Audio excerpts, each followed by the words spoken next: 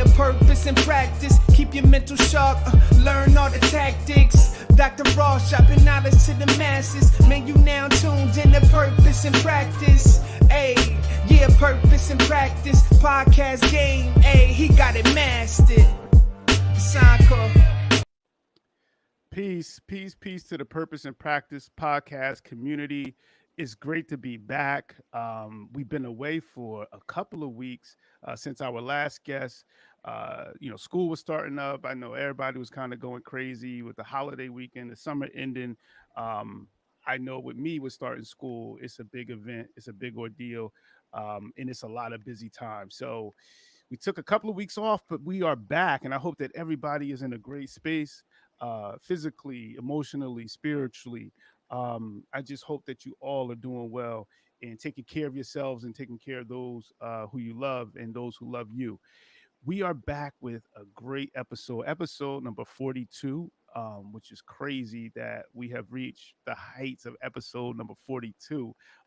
Thinking back, watching that intro, I'm like, wow, so many guests that have come through from the first season, and I'm watching. And I'm like, here we are, moving on to number 42 and moving on and on and on. The guest that we have today, I'm really, really, really excited to have here. Another one of my former students, who I had a chance to not only teach, as a matter of fact, another one from my first year teaching, another student from my first year teaching, one of my first classes we have today. And I also had a chance to coach her in basketball. And, I'm really, really interested in hearing more of her story, in the community hearing her story, because, she's got a story that I think that we all, can learn from. And you young folks out there, you may learn a little bit today about the armed forces, and about what it's like going through a process of serving, our country. You'll learn a little bit about career, and schooling at the same time, doing both of those things, and working through that and grinding through that, and then even reinvention, in terms of like creating new career pathways once you establish a career. All of these things I think are very important. And our guest today, Heather Leet, is going to share some of that positivity with us. How you feeling today, Heather? I'm feeling good. I'm super blessed. And I'm just, I feel like you caught me in the midst of, like you said, your reinvention. So, and me stepping out of, my comfort zone. So I'm really grateful, to be here. Yes, yes, yes. And that's what I watch for, because a lot of times, I see people are going through, life, and they are doing some phenomenal things. And sometimes they share on social media, some of their paths. And that's one of the great things that I like about social media, is that you get a peek into the lives, especially professionally and socially, what people are doing. And it's inspiring, So I'm like, all right, how can I bring these stories, to a platform such as this? So I'm happy that you joined in, and during a time of transition for you, but I think that you're ready to share some stuff with us that our guests, that they're really going to Yes. appreciate. So I definitely appreciate it. So with that said, um, what we like to do in this story, because this is all about narratives, all about stories, but I like to get the front end. I like to go back and learn more about what it was like for young folks growing up, where you grew up, what it was like, things that inspired you growing up. We learn a little bit about school and all of those things, because I think that those things all, they kind of coincide and join in to create the beings that we are today. So if you don't mind, Heather, if you could go back and just start telling us a little bit about what it was like, growing up. So I grew up on Rockwell Avenue, right in front of where Hampton Apartments is. Um, and I was like, I'm the youngest of my siblings, so it kind of felt at times that I kind of grew up by myself, Mm, because they were a lot older than me. And my sister, not so much, but they still all had their own stuff going on. So I did have my nieces and nephews. We grew up in the same house as well. And but my first real friendships came from my church family. Like mm, I had a lot of church friends, and it's because my mom kept us in church really heavy. Like we were in church heavy, basically half the week. So That's where really most of my, relationships, my friendships came from. Um, my childhood, it was a little rough at times, for sure. Definitely a little rough, but shout out to my mom because she held it down. She definitely held it down. As a single parent, made sure we were good always. So, I really appreciate those moments because she taught me she taught me a lot of those like, a lot of those traits, like Hmm. having strength and just um resilience, Yes. and being able to uh be resourceful too, and Yes. just appreciate what you have at in that moment, because it prepares you for greater blessings. So Yes. I Yes. appreciate it. Yes. That's what's up. And shout out to Rockwell. And you said right across from Hampton?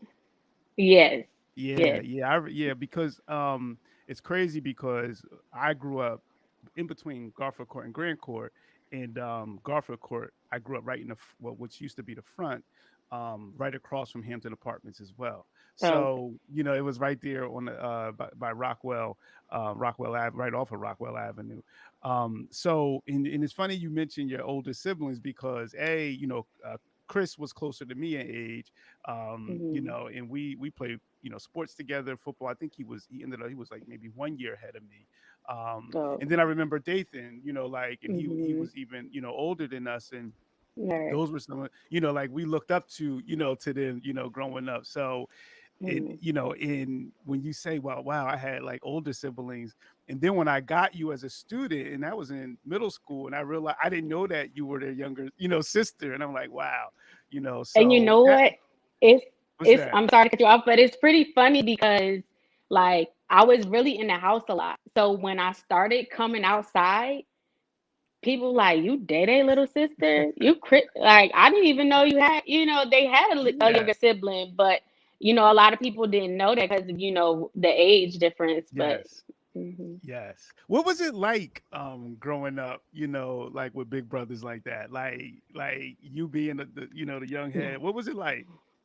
I was with them a lot though, like because my mom worked so much. Hmm. She worked so much, so like but I feel like they along with their friends like looked after me. Yeah. Like so the older heads, my brother Yep. and his friends and Yep. who he hung with, Yep. like they all looked out for me. Even my sister and her friends, like everyone just looked out for me. So um yeah, yeah, they was like that. It was like that I was their little sister, you know what I mean? So Yeah. yeah. Yeah, and it's like I can totally see that. In that, one thing, especially with Dathan, like I always remember him. He was like a connector, and I remember, because we used to play basketball a lot. We'd be behind the center playing, he would be there. And Yeah. he was just like he had a different kind of spirit, in one of like kind of connection. And as a young kid, that was something that I saw in terms of like being about connection. Um, and that's something that I always remember, about Dathan. So I can definitely see like, when you say like, they was my big bros, like I can see that because that's the kind of feeling that I got away around, especially around the Dathan. So I can definitely see that. So Mhm. shout out to Dathan, shout out to Chris, Chris Blount, as well. Good brothers, that we all came up with. So you talked about the single, growing up, mom being a single mom, but mom holding it down. You talked about church, and that's really interesting to me because one of the things that I was just talking to someone about doing a show, and I was talking about me coming up, in the church and how that influenced me. Can you talk a little bit about, how church influenced you as a young person? Yes. So I mean, I feel like church kind of helped me, because where we come from it's kind of rough. It can be rough, and I felt like church kind of kept me away from that. And Yeah. then like a few you had Larry Friday Yes. on Yes. here. Yes. He was, Yes. him, his siblings and his family. They, those were some of my first friendships, as well as um, Mr. Dunkley, Yes. his Yes. children. They were part of my church Wow. family as well. So they looked after me. And even in high school, I was in high school and my mom decided to move out of state. Hmm. And I didn't want to go because like it's my last Yeah. year. I don't, I want to be with my friends. So I Yeah. stayed and I lived with my brother Jason. And and when I was going to school, Mr. Dunkley, he would call my mom like she hasn't been to school and she's absent and I'm like, what? So he looked out for me, he Yeah. always looked out for me. And I actually had him as a math teacher as well. So he was Uh-huh. always on top of me all the time, like, Heather, you need to be doing this.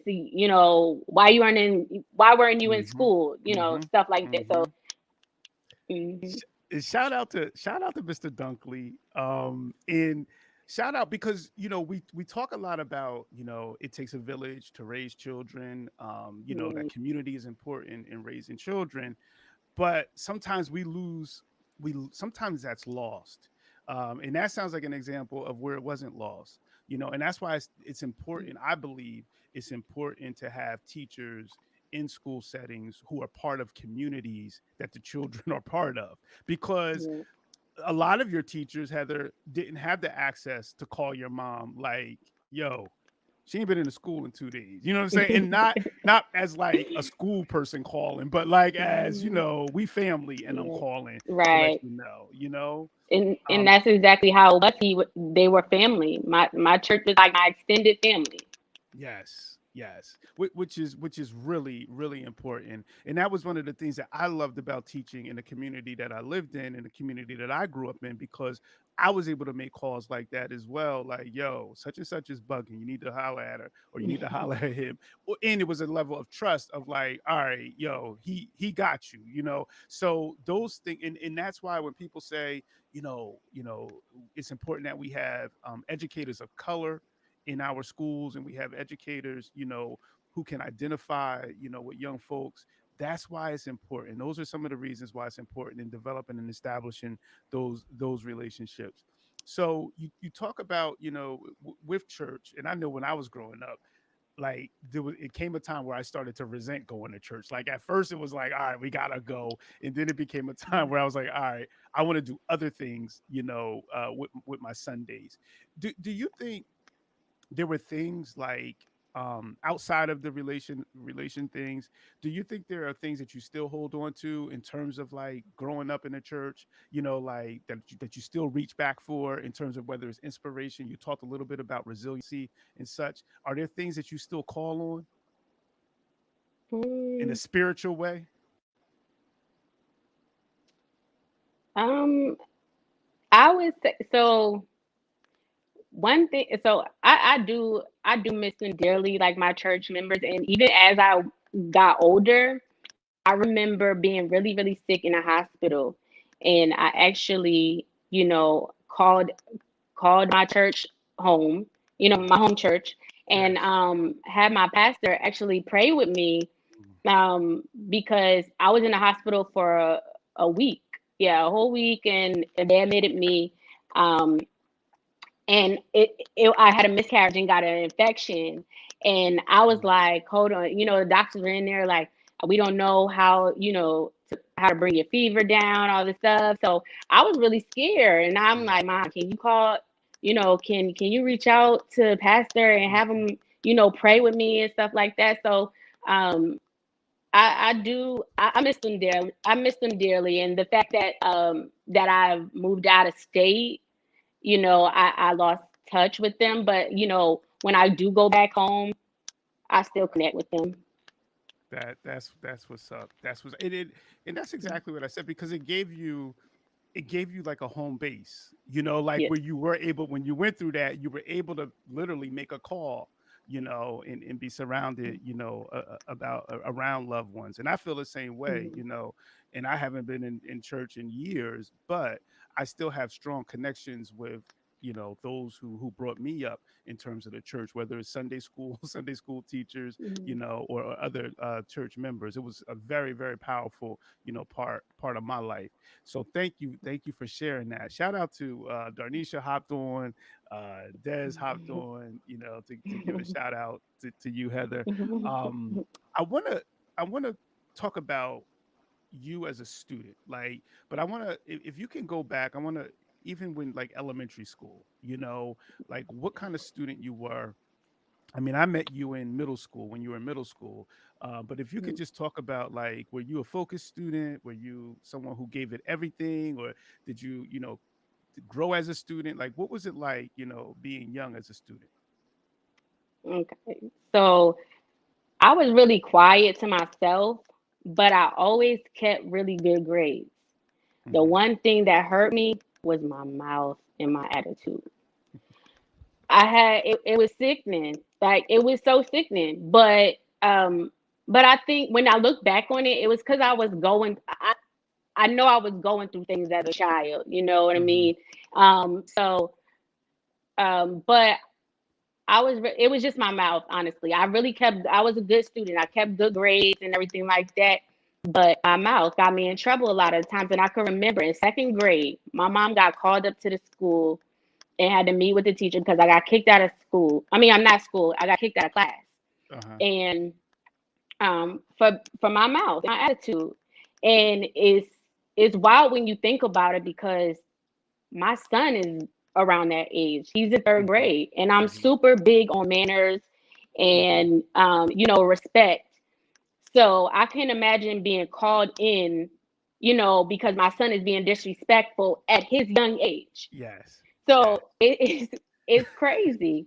But in third grade, I was in West End, and I had a teacher named Miss Ware. She Hmm. saw something in me. Mm. And Mm. even with my attitude and everything, she saw something in me, and she was like, I want to put you in gifted. Wow. You need to go to gifted. And and I appreciate that because, a lot of times we have instructors or teachers who are challenged with students Hmm. with behavioral problems or attitudes, and they don't want to deal with it. Yes. And their talents and their brilliance and things like that they go unnoticed, or they're overlooked, and they're immediately labeled as a problem child because that's that's all they do. But Yes. she actually saw something in me, and she was like, yeah, we going to you need to be in gifted. So I actually went into gifted in fourth grade that next year, and it was me and Jaleesa. We went together Hmm. because we became best friends in second grade. Then in third grade, we had the same teacher in second grade as well. And then we had Miss Ware in third grade, and she put both of us in gifted together. And we were in gifted, and then honors all the way up through, Yes. and Yes. um, I still had an attitude and still had, talking back issues, but I think that died down like around like my 10th grade year. Hmm. So Hmm. yeah. Thank you for sharing that. And the shout out to Mrs. Ware. Mrs. Ware, I remember, Mrs. Ware myself. I never had her, but I definitely remember her as a teacher. And what you said is so powerful.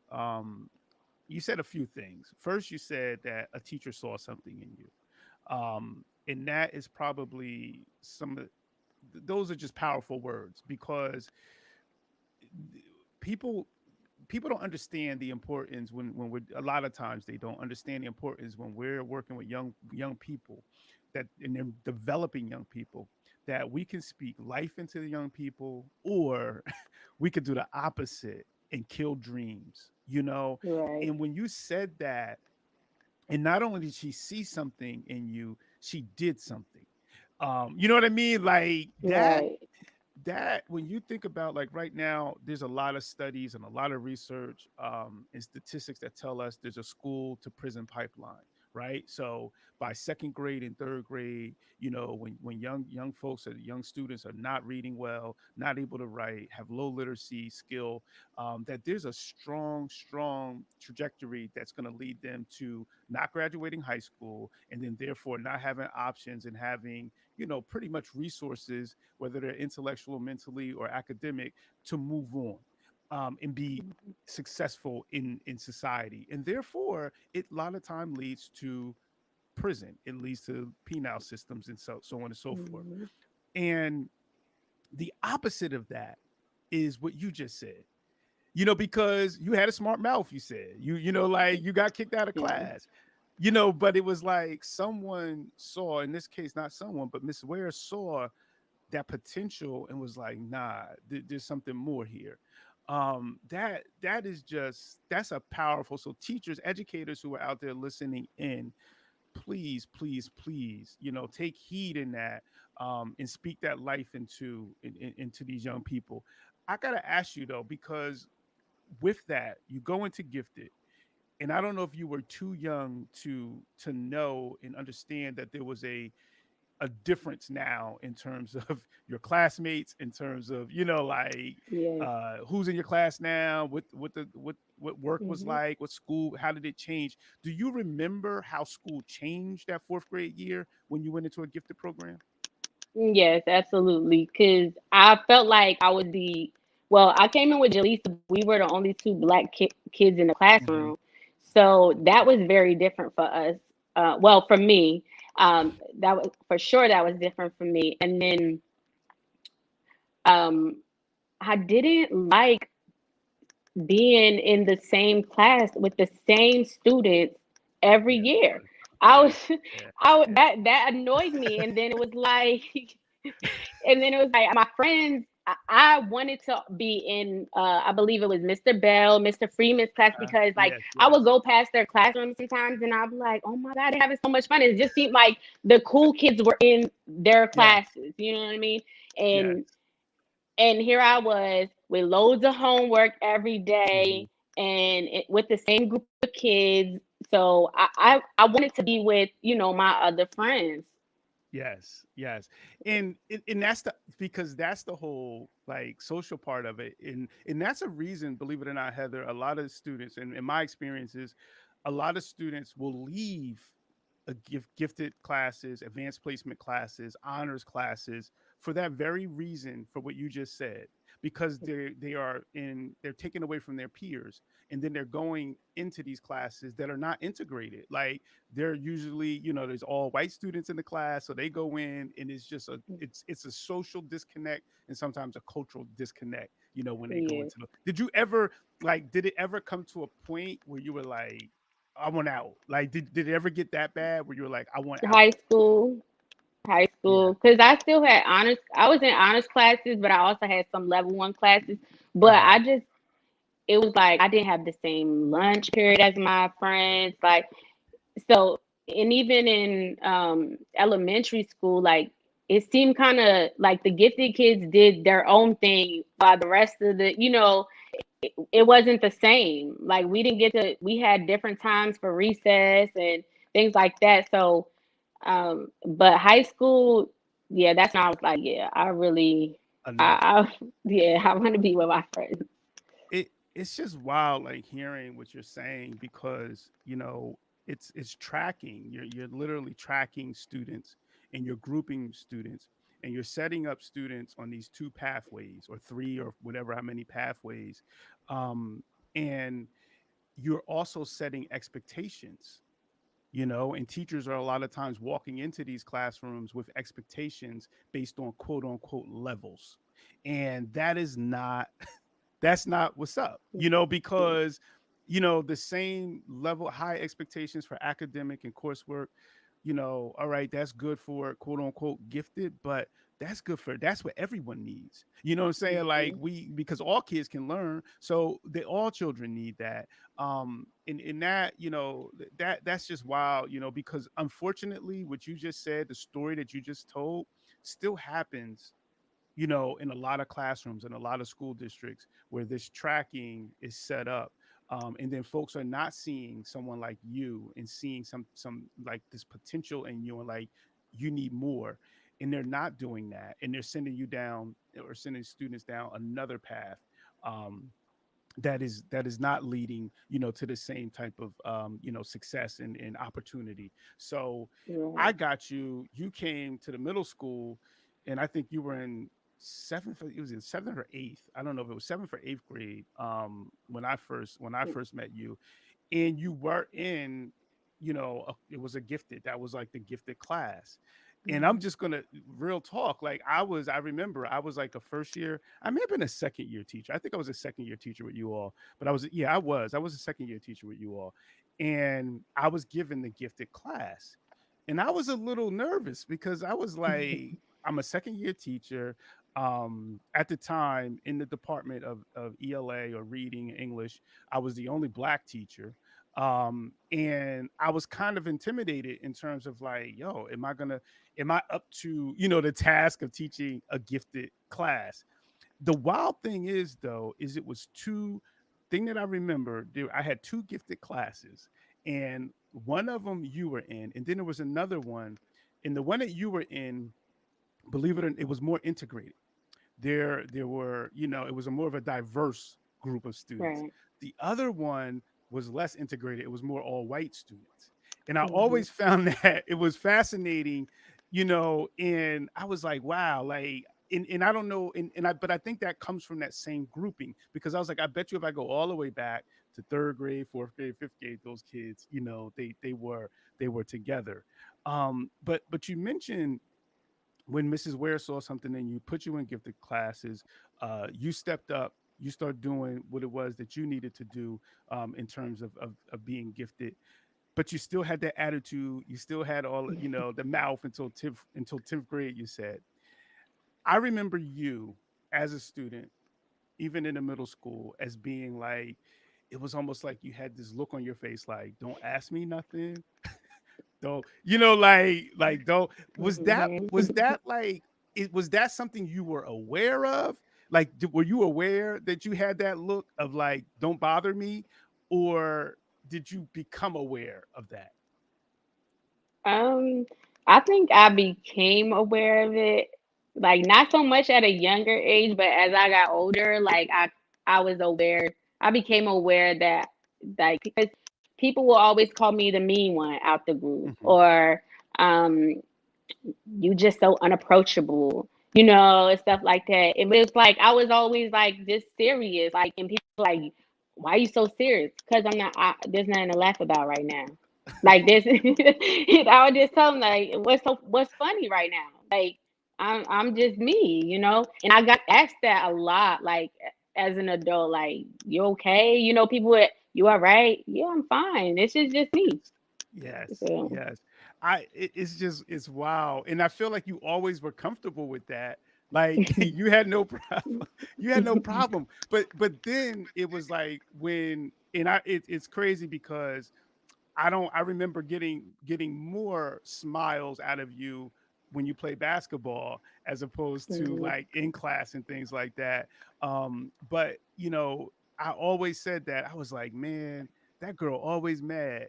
But it wouldn't keep me away from teaching you, away from coaching you, away from being hard on you when you needed, me to be hard on you. But there's some people who that can scare away, and they're like, they just leave you, you know what I'm saying? Like, I'm just gonna Right. leave her Mhm. alone. So, Mhm. it was just real interesting. If Darnisha go in there, because then you throw you, Des, and it's like, yo, you don't want any problems. You don't want any problems with them. But then when you would see that smile, and it was like, wow. But like, but a lot of times people are not putting in that time, and they just make a judgment, a character Right. judgment on someone, just based on that. So you move on to high school. In I mentioned sports because I like to get an idea of things that you were involved in. Were you involved in athletics prior to high school, or did you get into athletics more in high school? So I did basketball in middle school. I started Okay. in I started there, in middle school, and I played, and it was because honestly, I wasn't even thinking about sports. I wasn't thinking about basketball, anything like that. But when I was younger, like so I met Desiree around like fifth, sixth, going into sixth grade. And that Mhm. we tried out it was Jamila, Desi, and I. We all tried out for basketball in middle school. Middle school, yeah. So um but I remember going to Desi's house all the time and they had playing Yep, yep, basketball, yep, or yep. we'd be over where I believe it was where Dip lived, Uh-huh. and we'd be out there playing basketball. Be him, Robert Cheese, Yeah, yep, Desi, yep, her yep. brother, sometimes Kevin Ortega. We just be out there and we Yeah, play basketball. And I didn't know what I was doing, but I kind of like picked it up and learned with them because that was just something we yeah. just did, as kids, just playing. And once but Desi was really, good in basketball. Uh-huh, So uh-huh. when we got to middle school, I was like, okay, let's just try it out. And I did. I wasn't too much of a good offensive player, but I think I was a beast on as a Defense, defense. yes. Yes. Yes, yes. All So, three of y'all. In that, it's crazy because um I look back at that and I remember one time we were playing, you were high school, and I was coaching y'all, and you, Des, and Jamila, and I swear I must have had y'all like pressing full court the whole game. And I remember after the game, the coach came up, the other coach, he was like, how do you get them to press like that the whole, like the whole game?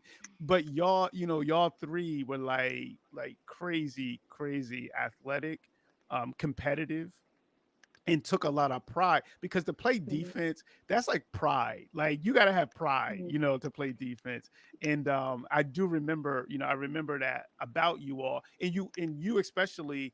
It was like you knew your role. Like this is my mhm. role on the team. You know what Right. I'm saying? And I'm gonna Mhm, fulfill, my role when I'm in. This is what I want to bring, bring to the table. So I definitely do that. And kind of growing up, and you saying, being out with Dip and all of the the guys, mhm, those names bring back Kevin, Rob Cheese, that brings back crazy, crazy memories. And then, being around, Dez, and then Darnisha, Delmisha, because they were always super, super right. into, like they were playing with with boys, when they were Right. like young in leagues. I remember watching them, play, with them. So that inspired you. Any other sports outside of basketball, or was that the only thing you did in high school? That was the only thing I did in high school. I was a cheerleader, but it's for football season. But other than that, like that was the only thing I did want to. Actually, I did track, and I didn't like it I didn't because like. I didn't. I feel like running is boring, and I didn't like running. So Yeah, I was low key lazy, and I was like, yeah, this is not for me. I think I went to one track meet, and it was I couldn't do it. I just wasn't. I couldn't do it. It was just boring to me. Um, but when you bring up, how the full court press and things like that, hmm, we were doing that in middle school. Like mm, we had Coach Dean, yes, yes, and yep, and yep, we were doing that in middle school. Like me, we would just almost playing basically the whole game sometimes. And yes. I think that prepared us when we got into high school. Yeah, because y'all listen. It's thinking back. I'm like, damn, man, I was tough on them. Like having them run and like the The whole game. Louisville. Oh yes, you remember the Louisvilles? Yes, yes. It's funny because I just introduced my son to Louisvilles. I was taking him to the basketball court. And I was like, oh, you know what? Let's do a Louisville. He was like, what is that? And I showed him. And now every time I say it, nah, I'm good. I'm good. Um, but so in high school, when was it that you started to like think about career, think about college, thinking about a transition from high school to life after high school?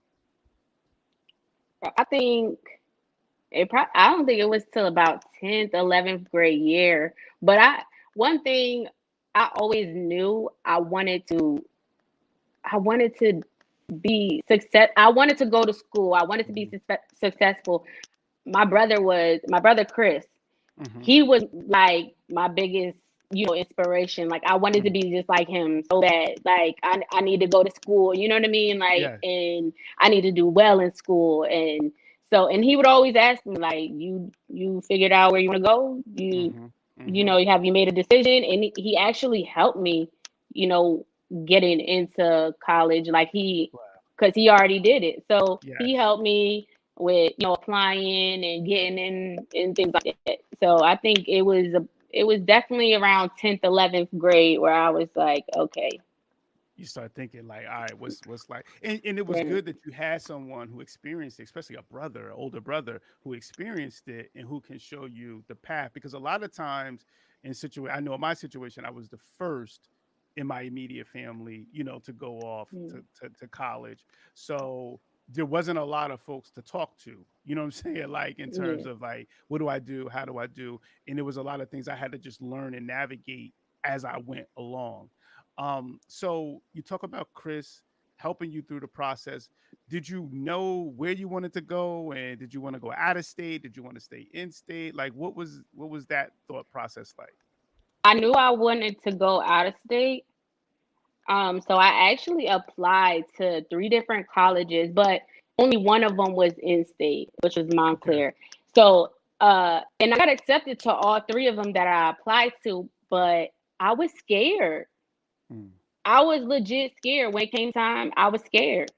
And even though I applied and I got accepted to every school that I applied to, I was scared. And I ended up staying in Long Branch, and I went to Brookdale for 2 years before I So actually transferred. talk about being scared. When you say that, what think about young people who may be juniors, seniors in high school, a senior who's getting ready to go off to school. Talk about like what that means to be scared. Like explain to us more about when you say you were afraid, what was it that you were afraid of? I was afraid to be away, like away from my friends. 'Cause my friends are a big aspect of my life. Hmm. So I Hmm. was scared to be away from my friends, be away from my family. Um, I didn't know the process of like, I didn't really know what it consists of to be just out there, in Yes. college by yourself in a new environment, Yes. not knowing anyone. So, and me, I'm not big like I'm not a social butterfly. You know what I mean? Hmm. Like I'm not Hmm. um a pe a people person like that per se because I'm not one to like, go and talk to someone first and Yes. Yes. so I was that's why I was scared because like I knew I was probably gonna be by myself in this Yes. unknown environment and so I ended up staying. So you stayed at Brookdale.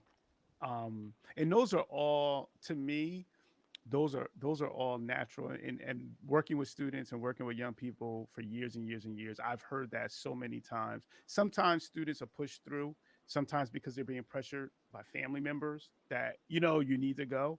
um, Sometimes they'll take another route, and a lot of times I've met along the way a lot of young people who have taken a route that you just explained. You talked about going to Brookdale, which is a community college, and doing 2 years at a community college. Talk a little bit about how that helped you, and if it did help to encourage you to be like, all right, I could do this, and go on and move on. So I wouldn't say that like being at Brookdale actually like encouraged me to go. It was just like just being home still in Long Branch, for those 2 years. I was like, I gotta do something. Like I Mm-hmm. need to get out of here. And that's when once I did those 2 years, I started like looking at colleges that I could transfer to without having to like backtrack or start over, Yes. Yes. So, and one of the colleges on there was Savannah State Mm-hmm. University. Mm-hmm. And so, and that was out of town in Georgia. Yep. I was like, yeah. So I hopped on it and I applied. I got accepted and I left. Wow. And I went to school at Savannah State for a year, but I couldn't pay for it anymore. Like, Mhm. it was too expensive. So yeah, so I stopped going there. I couldn't go back. And it's you said a lot again, and I want to touch on that whole the financial aspect, of college. It's crazy.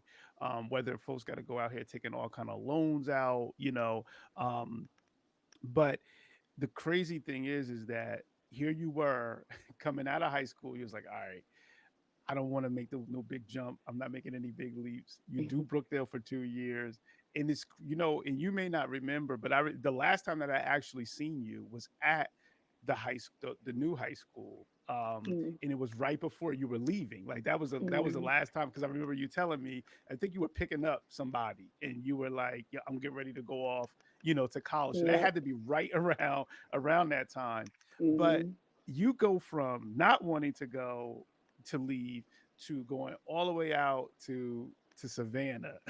What was mm. that experience like? Like, did you still have those like feelings, that anxiety of like, all right, is this going to work out? Like, how did you do socially when you moved out there? When I went out there, I was nervous. I still was a, unapproachable girl to be, Hmm. I didn't really, um, I was nervous. My mom took me out there and she actually stayed with me through my orientation and everything like that. And, until I got settled in and stuff. And, but I was ready.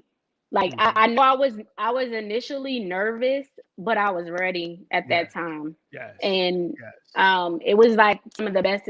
That was one of the best experiences, of my life, honestly. yes, Going out there to Savannah State and meeting new people, because it's HBCU. yes. So Yep, I yep. loved it. I absolutely loved it. That's what's up. That's what's up. Did you have, like, now in terms of studying? You did Brookdale. What was your interest in terms of what you were studying at the time during college? So I was my major was criminal justice. So it's weird. Like when at a younger age, I kind of wanted to be a coroner, and I Wow, didn't really. I wanted to be a coroner, wow. but um, I also didn't really know what route to take. Uh huh. So I just was like, I'm just gonna do criminal justice, and that's what I did. So I went out there and that was my major, criminal justice. Okay, I, so you I just majored. stuck with it. I stuck with it from Brookdale because that was my major in Brookdale as Okay, well. So I stuck okay, with it. Hmm. okay. So you now did you have like with criminal, and that's crazy. It's at the corner piece, that you went that you wanted to that you I could never imagine doing that. But you did the criminal justice piece. What were your thoughts in terms of like career for that? Did you want to do law enforcement? Did you want to maybe do law? Like, what were you thinking in terms of criminal justice? What attracted you to that? So initially, me like okay, so like I said, I was into trying to be a coroner, Hmm. and but I also like just like the I watched Law and Order like Okay. faithfully, stuff Okay. like that. So it's like that's where my interest came from, and Uh-huh. Criminal Minds, stuff like that. So I'm like, Yes. I want to do something like this, do Yeah. some type of investigative work, Yes. Yes. and that was really what triggered me to going into that field because I Okay. I was I was really interested in doing investigative work like that. Okay.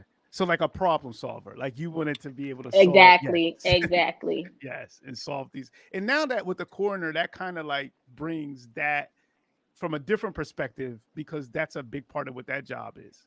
Hmm.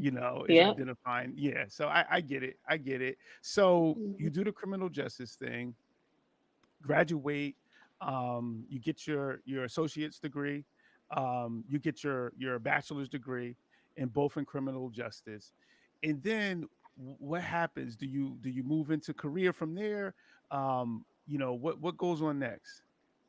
So what actually happened was I left when I couldn't find, go back to Savannah State. I left and I stayed in like it's not necessarily Atlanta, but it was close to Atlanta, and I stayed with my Okay. cousin, and I stayed there for I want to say maybe 6 months because I actually worked at Foot Locker at the Okay. mall, not too far from her house, and then um her brother, also my cousin, he was already in the army, and he was like,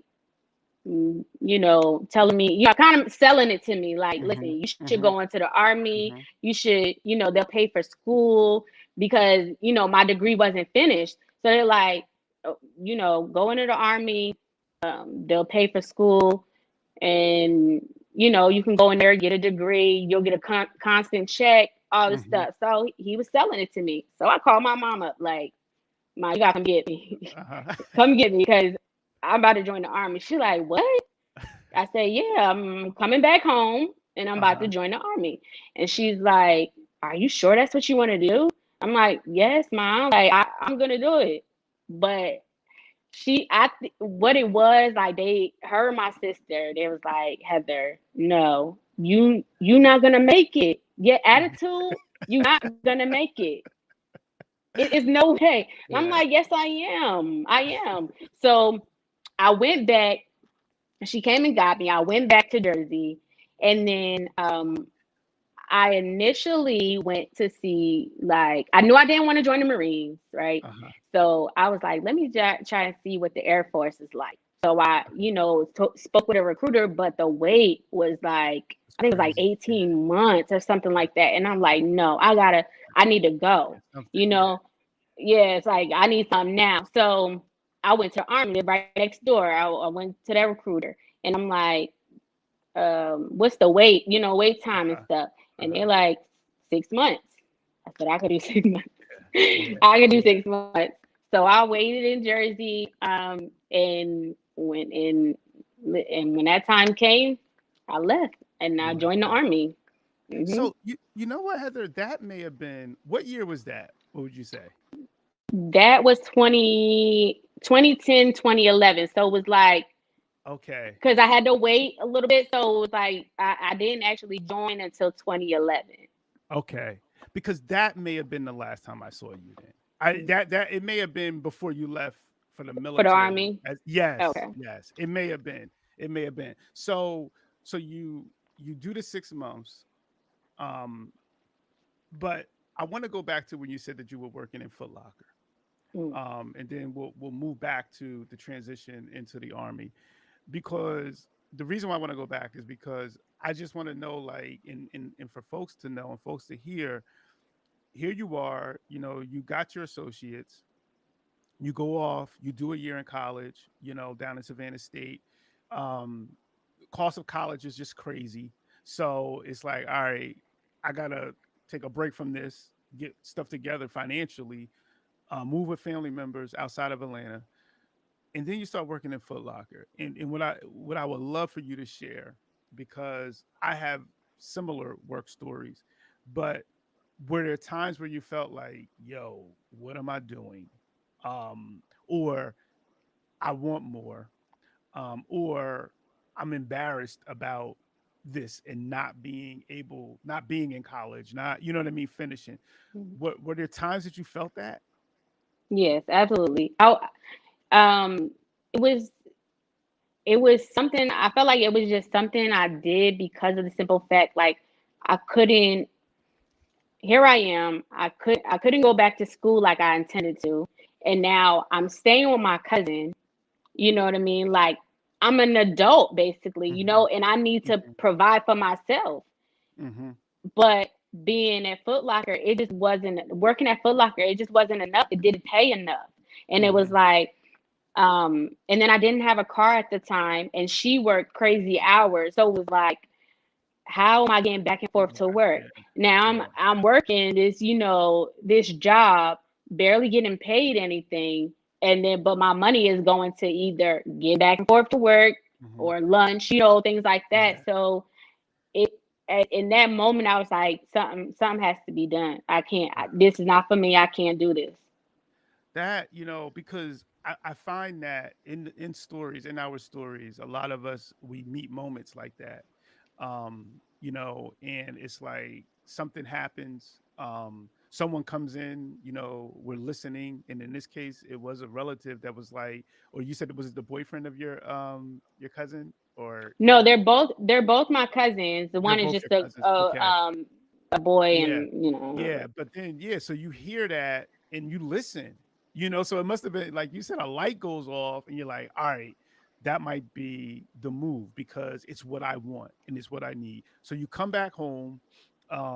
Your sister and your mom is like, you ain't making it in the military because they're gonna kick you out because your attitude.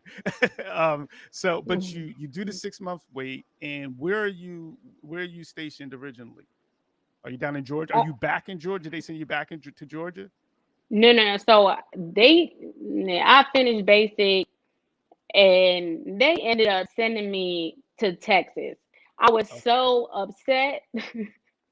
I was so upset. Like, how could they send me? Because when you're in basic and you finish basic training, and then you go to AIT to learn your job, Uh-huh. so they're like, you get a sheet and you get to write down like your Mhm. preferences. Mhm. I nothing that I chose, you know. So I'm like, okay, they gonna send me all the way to Texas. Like, I'm all the way across the map. My family is in Uh-huh. Jersey. Yeah. So I cried. I called my mom. I cried, and because I didn't want to go that far. Yeah. Yeah. Yeah. So what was that like though? In terms of the military, you talked about, like, we talked about, like, your mom saying it's not for you, your sister saying, it may not be for you. Did you find the transition easy, or did you find it that you did have to break down a lot of things that maybe that you who you were, and some of your attitude and this, that, and the other? Did you transition easily, or was it tough? It was tough. It was tough because it was tough. Like, I was that soldier. Like, I was that soldier where I got dropped all the time. Like, oh, and then I learned to not say anything back. But then they Uh-huh. started, Uh-huh. oh, them facial expressions. Oh, you looking at me like that, soldier? Get down. Wow. Like, Wow. yeah, Wow. like it was like that. So it was like I stopped, saying stuff or talking back, but they saw it in my face. Like, I would give like a dead stare, like Hmm. like who is you talking to? And they was like, "Up, get down, let's go. Where your battle buddy at? Y'all two, let's go. Get down, And both of y'all. start So pushing." how did you evolve into where you were like, all right, did it hit a moment where you're like, all right, I gotta do this, or did you just you went through the whole process that way? I went through the whole process that way because in the army, it's like do as you're told. You know what I mean? Hmm. Like, be here at this time, do this. You got it. Hmm. Like, and that's it. Me, I'm an overthinker. Yeah. I, I ask questions, and I'm always Yeah. like, why? Why we Why? have to do it this way? Like, like, let's think smarter, not harder. Hmm. Why Hmm. do we have to Hmm. do it this way? And they would get mad, because no, we told you to go here. You need to be here at this time. You need to go do this, and this is what needs to be done. But I just couldn't understand why we had to do it this way. So yeah, So she was I definitely making kind of up had her like own my rules. own rules. Like, sometimes I would have like my own rules. Like, it was so crazy because I remember at one point in time, right, I got pregnant in the military, Uh-huh. and they were like, but I got so big to where my feet would swell and I couldn't Yeah. fit in my boots. So I stopped going. I just stopped showing up to work because what am I gonna wear? What else? What else y'all want me to wear? So I was getting phone calls like, where you at? Did you start maternity leave yet? No. No, but it was because, like, I'm like, y'all want me to come to work, but I don't, my feet is so swollen. I can't wear flip flops. So what do y'all want me to do? Go buy a bigger pair of shoes. So yeah. So you definitely did, and it's so crazy because I can see all of this with you, just doing it your own way. You you go through. Shout out John, coming through. Thanks for the support, John. So you go through how many years in the army? 4. 4 years. So you Mhm. do the 4 years. So you did 4 years. Did you ever think career? I did. At a certain point, I did think Hmm. career, and it was because I wanted to be a drill sergeant, Okay. and because Okay. I Okay. feel like you'll always remember your drill sergeant. I felt like that. Uh-huh. Like I would always be remembered, because Hmm. people are coming in, Hmm. and transitioning, into the military life. I felt like if I was a drill sergeant, my soldiers would for sure remember me. Yes. And so I Yes. did want to be a drill sergeant. So I did think career. But once I had my son and I noticed that like it was the mentality in the army is army first. You know what I'm saying? Hmm. This is Hmm. this is Hmm. the It's mission is just yeah. first. Yes. So, Yes. and I felt like, no, my son is first. Like my Yeah. family is first. Yes. And Yes. once I realized that, I it was that's when I was like, no, It I can't be can't that. do it. Yeah, because he got sick and he had Yeah. RSV at 9 months.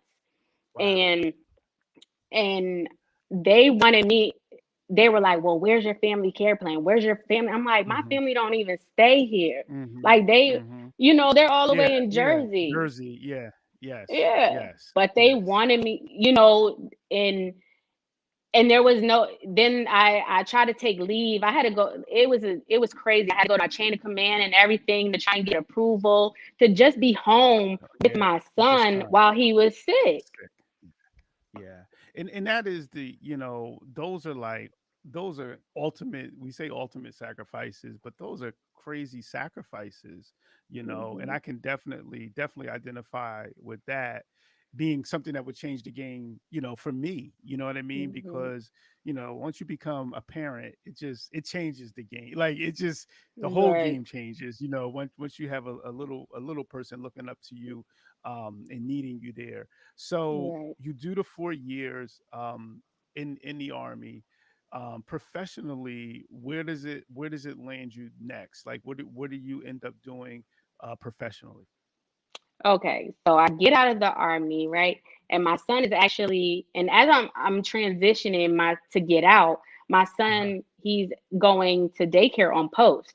Uh-huh. So I built a relationship with his teachers and the director who worked there.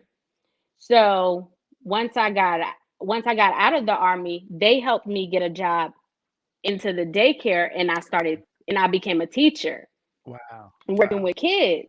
Wow. So I did that for 3 years. And I did that for 3 years, and then I was working there as a teacher, but I also was going a student full time. So Okay. I would come in at 7:30 in the morning to open up my classroom, and then by 11:30 I would shoot to UTEP, Uh-huh. which is the University of Texas at El El Paso, Paso. and Yep. I would shoot to UTEP and take my classes, then come back and Wow. finish out the rest of you know my shift and close my classroom down, bring my son home with me, and yeah, Wow. So you was and grind. That then was a grind. yeah, it was, and then so I did that, and then once that happened, I actually, in the midst of me finishing, I had 2 classes left. In the midst of me finishing, I went to, what is it, Washington, because his Okay. my son's father got orders to go to Washington Okay. because he is In the also still military. in the military. Okay. So it was both of us in the military being away from our kid, here and Wow. there.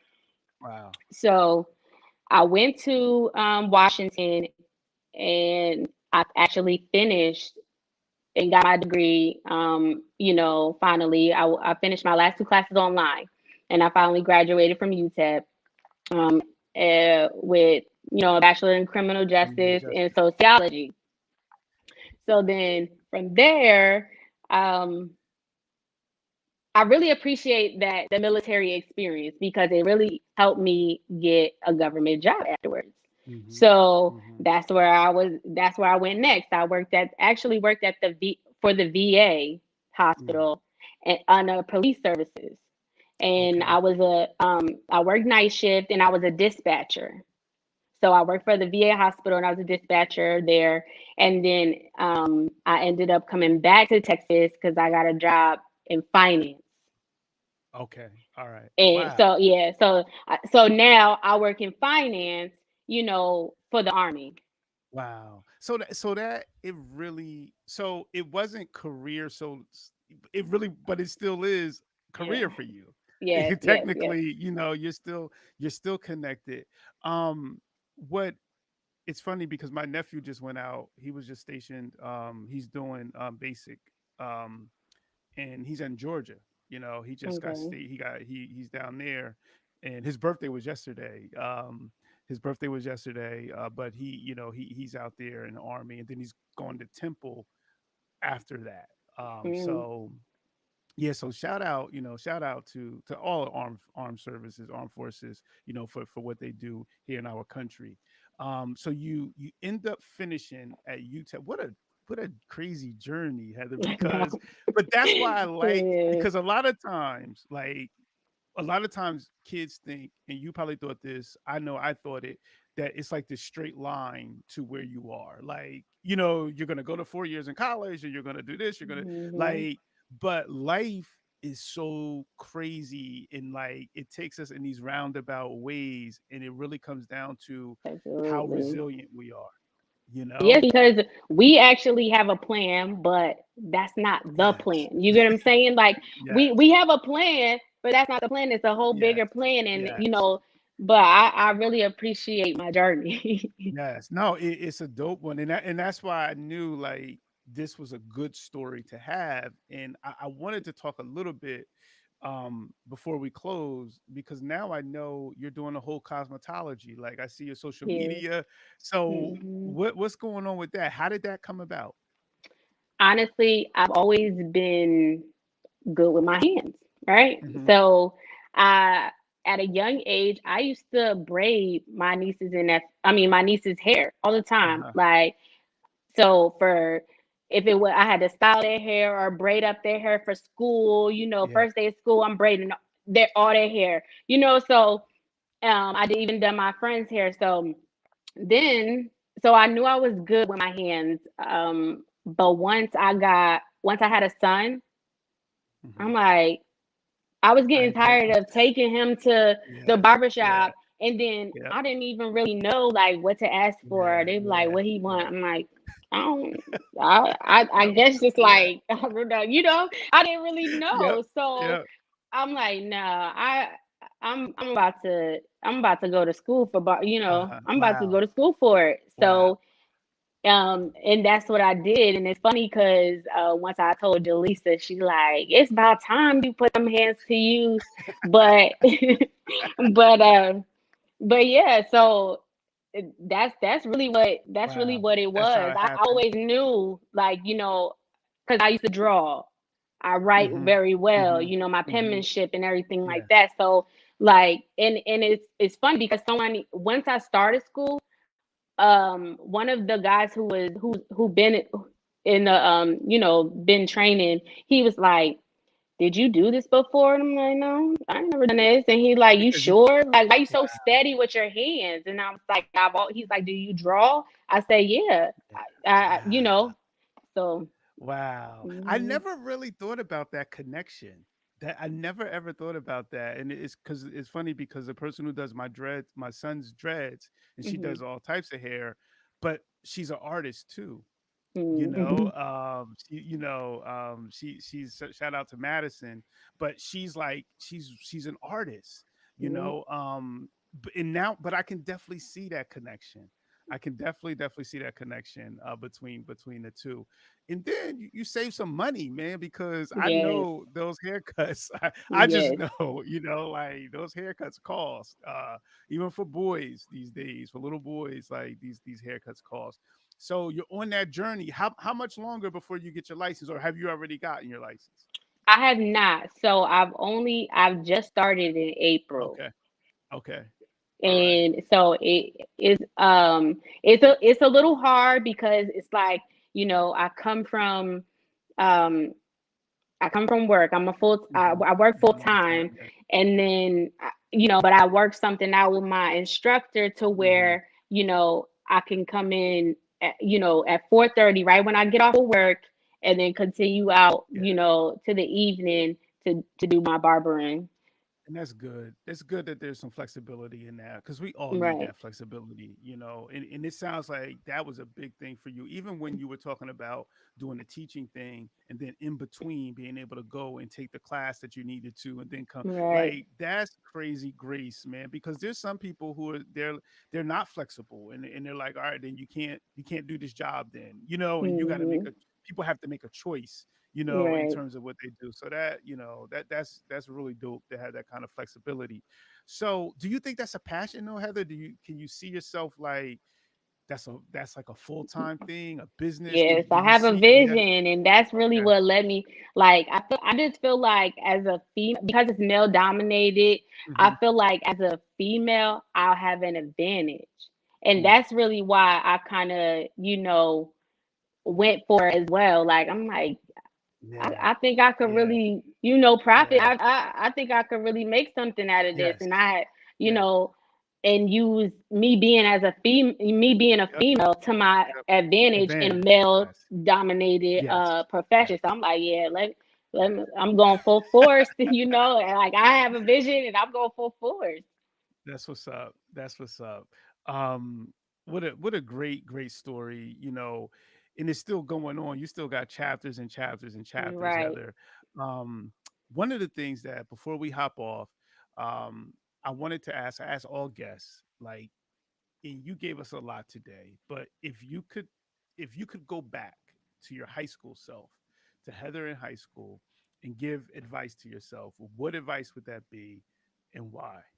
Don't be scared, baby girl. Do not be scared. You are too dope. Don't be Yes. scared.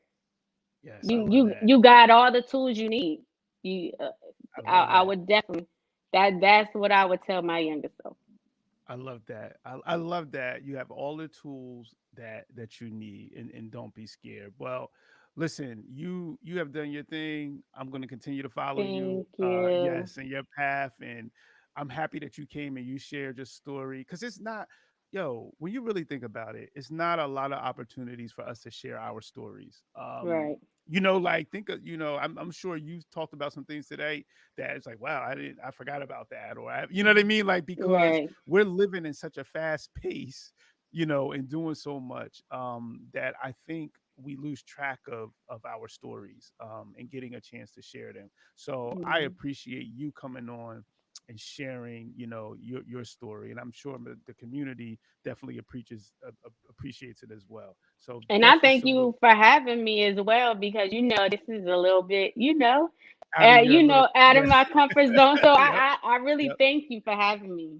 Yes. No, I'm coming. Listen, it's such a long list. Someone was saying to me a little bit a little while ago. They were like, "Are you running out of people to do?" And I was like, "No." I said Mhm. because the list is so long, like because there's so many stories out there that need to be told, where I feel like I'm only scratching the surface. I haven't even gotten you know what I mean, to the thick Right. of it. So I'm trying to come for everyone because I think that a lot of times this collection of stories can be something that lives forever, Mhm. and something that folks can go back and watch and see and learn about the person that you are in this case. So this is something that I feel is just it's a gift for everyone. Shout out to mom. Mrs. Blount. She Shout out, always shout there. She's out. always Yep. there. Yep. Um some more of your family. Oh, Tracy, my shout out to sister. Tracy. Yes, that's right. That's right. So I really, really, really appreciate it. I had a lot of fun, doing this episode, and I appreciate you taking the time, Heather, out of your schedule, to make this happen. Thank you. Thank you so No much. doubt. So, to our community, this wraps up episode number 42 of the Purpose and Practice podcast. We will be coming to you again with another episode in the next couple of weeks. We're going to take next week off, but we'll be back the next week with more guests. We got a special group who's going to be on with us during that broadcast, some Board of Education members from a school district out in New Jersey. Really looking forward to hearing, from them and learning more about what they do on that front. So with that said, one more time, shout out, lots of love. Heather, you always been family, but now you part of the Purpose and Practice family. We appreciate you coming through. And peace out, everybody. Take care of yourselves and be good to yourselves. And we'll see you next time. Peace. It's a 9-chord banger. Dr. Ross dropping knowledge to the masses. Man, you now tuned in to Purpose and Practice. Ayy, yeah, Purpose and Practice. Keep your mental sharp, learn all the tactics. Dr. Ross dropping knowledge to the masses. Man, you now tuned in to Purpose and